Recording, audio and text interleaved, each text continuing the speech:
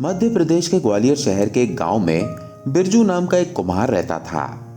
उसके घर के बाहर एक छोटा सा आंगन था जिसमें वो मटके बनाया करता था और फिर मटकों को बाजार में बेच दिया करता था। मटकों को बेचकर जो भी पैसे मिलते थे उससे बिरजू का घर चलता था। उसके घर में उसकी एक बूढ़ी माँ थी। दोनों माँ बेटे को जो भी रूखा सूखा मिलता उसी से अपना गुजारा कर लेते थे। बिरजू और उसकी बूढ़ी माँ को महादेव के ऊपर बहुत विश्वास था। वो दोनों रोज पास के ही शिव मंदिर भी जाते थे और वहां जाकर शिव जी को जल भी चढ़ाया करते थे। कभी कभी बिरजू के मन में आता कि उसकी भक्ति में ऐसी क्या कमी है जो उसे इतने बुरे दिन गुजारने पड़ रहे हैं। लेकिन उसकी माँ उसको समझाती थी और हमेशा यही कहती थी, भोलेनाथ के ऊपर हमेशा विश्वास रखो, वो जो भी करेंगे ठीक करेंगे। बिरजू रोज सुबह जल्दी उठ जाता। स्नान और पूजा पाठ करने के बाद वो अपने बनाए हुए मटकों को लेकर बाजार में बेचने के लिए चला जाता। उसकी माँ को उसकी बहुत चिंता रहती थी। वो हमेशा उसको जाने से पहले यही बोलती थी, बेटा अंधेरा होने से पहले घर वापस लौट आना। एक दिन बिरजू मिट्टी के मटकों को सर के ऊपर रखकर बाजार जा रहा था। बिरजू रास्ते में जाते हुए सोच रहा था, मेरी माँ बूढ़ी हो गई है और मैं उन्हें 2 वक्त की रोटी के अलावा और कुछ नहीं दे पाता। मुझे अपनी माँ के लिए कुछ ना कुछ तो करना ही होगा। ये सोचता हुआ बिरजू थोड़ी देर में बाजार पहुंच गया। बाजार में पहुंचकर बिरजू ने मटके बेचने के लिए लोगों को आवाज लगाई। तभी उसके पास एक आदमी मटका खरीदने आया, लेकिन बिरजू के बताए हुए दाम पर वो मटका खरीदने के लिए तैयार नहीं हुआ। तब बिरजू ने सोचा, दोपहर का समय हो गया है और अभी तक एक भी मटका नहीं बिका, इसीलिए मैं इसको सस्ते में दे ही देता हूं। यह सोचकर बिरजू ने उसे सस्ते में मटका दे दिया। इसी तरह शाम तक सारे मटके बिक गए। उसके बाद बिरजू घर की तरफ चल दिया, लेकिन सारे मटके बिकने के बाद भी बिरजू बहुत उदास था, क्योंकि मटके बेचने के बाद भी जो दाम उसे मिले थे वो बहुत कम थे। उसे अपने मटके आधे दामों में ही बेचने पड़े थे। बिरजू ये सोचते हुए अभी जा ही रहा था कि तभी उसे दूर आंगन में खड़ी एक लड़की नजर आई। बिरजू को वो लड़की बहुत अच्छी लगी। वो लड़की को देखकर सोचने लगा, ये लड़की कितनी सुंदर और प्यारी है। अगर इससे मेरी शादी हो जाए और ये मेरे घर में आ जाए तो माँ को भी बहुत आराम रहेगा। माँ भी सारा दिन घर में अकेली रहती है, उनका भी दिल लगा रहेगा। ये सोचकर बिरजू उस लड़की के पास गया और उससे बोला, तुम्हारा नाम क्या है? लड़की ने कहा, आपको क्या करना है मेरे नाम से? बिरजू ने कहा, मैं तुम्हारे पिताजी से मिलना चाहता हूं। लड़की ने कहा, मेरे पिताजी अंदर बैठे हैं, आप जाकर मिल लो। बिरजू ने अंदर जाकर लड़की के पिता को अपने बारे में बताया और उनको कहा, मैं आपकी लड़की से शादी करना चाहता हूं। लड़की के पिता ने पूछा, तुम क्या काम करते हो?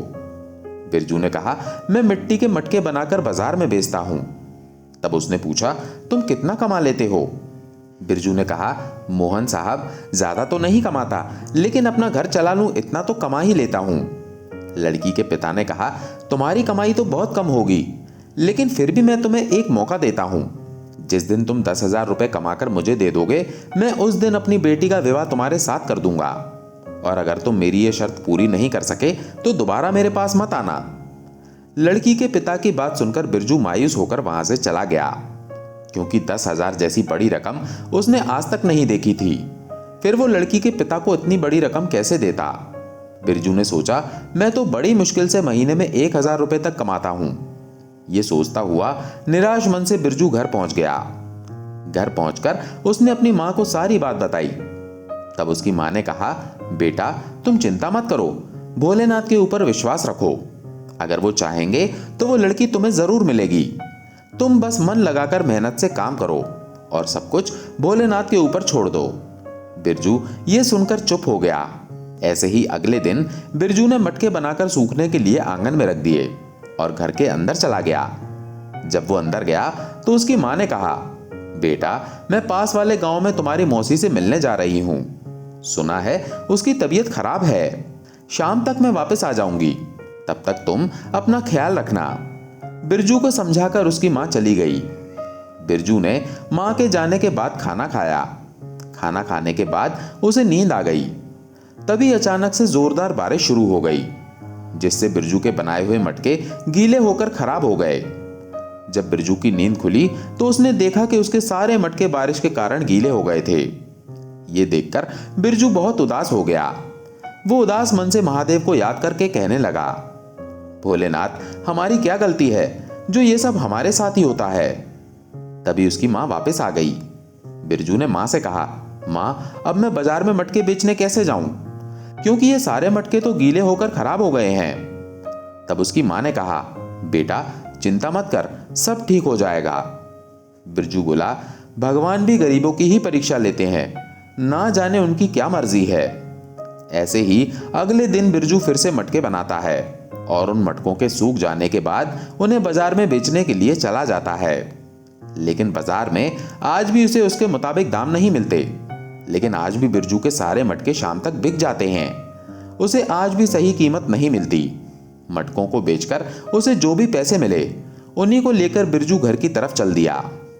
आज गर्मी बहुत ज्यादा थी, धूप बहुत तेज थी। बिरजू को बहुत गर्मी लग रही थी। वो पेड़ों की छांव में घर की तरफ चला जा रहा था।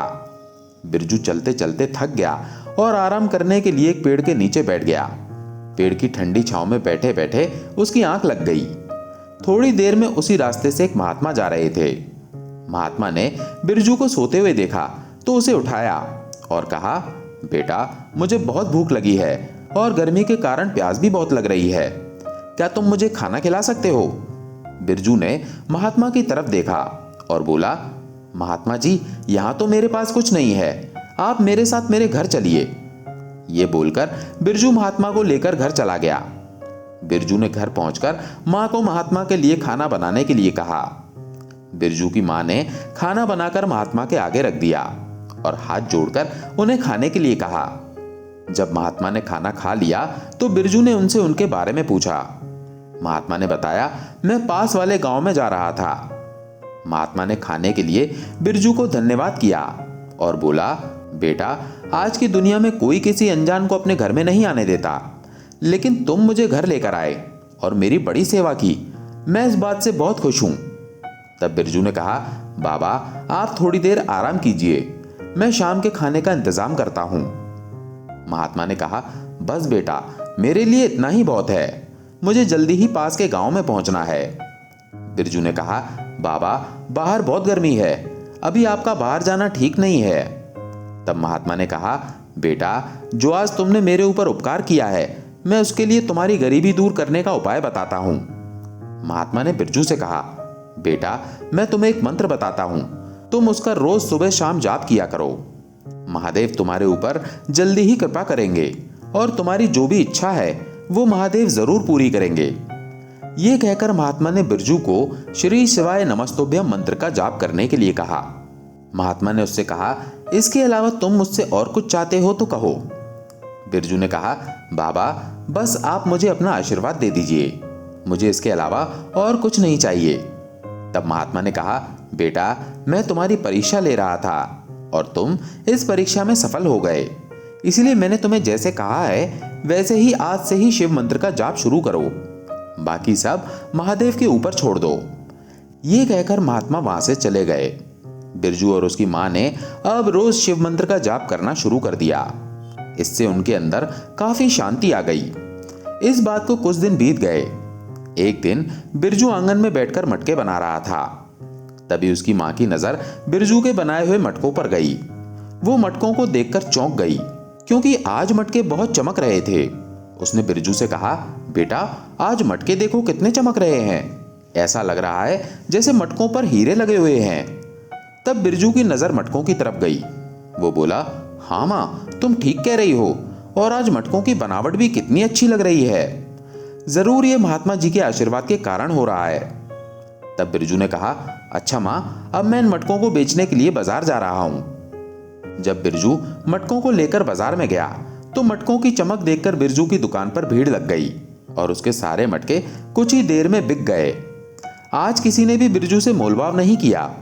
सबने बिरजू की बताई हुई कीमत पर ही मटके खरीदे। ये देखकर बिरजू बहुत खुश हुआ। आज उसकी काफी अच्छी कमाई हो गई थी। सारे मटके बिक जाने के बाद वो घर चला गया। घर पहुंचकर बिरजू ने खुशी खुशी माँ को सारी बात बताई। तब उसकी माँ ने कहा, बेटा आज तुम्हारे मटके ही नहीं बिके, बल्कि आज जब मैं आंगन साफ कर रही थी और मटके बनाने के लिए मिट्टी खोद रही थी, तब मुझे मिट्टी खोदने के बाद उसके अंदर से सोने के सिक्कों से भरा हुआ एक मटका मिला। बिरजू सोने के सिक्कों को देखकर हैरान हो गया। वो समझ गया था कि ये सब शिव मंत्र का जाप करने का चमत्कार है, ये सब महादेव की कृपा है। उसने अपनी माँ से कहा, माँ हमारे घर जो महात्मा आए थे वो भोलेनाथ का ही कोई रूप थे, जिनकी कृपा से हमारी जिंदगी संवर गई। उसकी माँ ने यह सुनकर कहा, बेटा लगता है अब हमारे अच्छे दिन आ गए हैं। अब तुम जल्दी से मोहन साहब के घर जाओ और उनसे उनकी बेटी का हाथ मांगो, अब वो तुम्हें मना नहीं करेंगे। बिरजू अपने साथ कुछ सोने के सिक्के लेकर उनके घर गया और उनके पास जाकर सोने के सिक्के उनके आगे रख दिए। मोहन साहब ये देखकर बहुत खुश हुए। जब बिरजू ने मोहन साहब को सोने के सिक्के रखने के लिए दिए तो वो सोने के सिक्के लेने से मना कर देते हैं और कहते हैं, बेटा मैं तो यही चाहता था कि मेरी बेटी को अच्छा घर और अच्छा वर मिले। अब मुझे लगता है कि तुमसे अच्छा वर मेरी बेटे के लिए कोई और मिल ही नहीं सकता। इस तरह बिरजू की शादी मोहन साहब की बेटी के साथ हो गई और वो खुशी खुशी अपना जीवन गुजारने लगे। अब शादी के बाद बिरजू और उसकी पत्नी रोज शिव मंत्र का पाठ जरूर करते और महादेव का नाम जपते। इस तरह बिरजू की जिंदगी खुशहाल हो गई। उसके बाद बिरजू ने महात्मा जी को ढूंढने की बहुत कोशिश की, आसपास के गांवों में भी पता किया, लेकिन वो नहीं मिले। बिरजू समझ गया कि महादेव खुद ही महात्मा का रूप लेकर आए थे और उसके ऊपर कृपा करके वापस चले गए। मित्रों, हमारे जीवन में भी भगवान हमारे ऊपर कृपा करने जरूर आते हैं, लेकिन हम उन्हें पहचान नहीं पाते। इसीलिए हमें हमेशा अपने अंदर सेवा भाव रखना चाहिए। हमारे शास्त्रों में भी कहा गया है कि नर सेवा ही नारायण सेवा है। आशा है ये कहानी आपको पसंद आई होगी। अगर पसंद आई हो तो वीडियो को लाइक करके कमेंट में हर हर महादेव जरूर लिखें। भोलेनाथ आपकी सभी मनोकामनाएं पूरी करें। हर हर महादेव।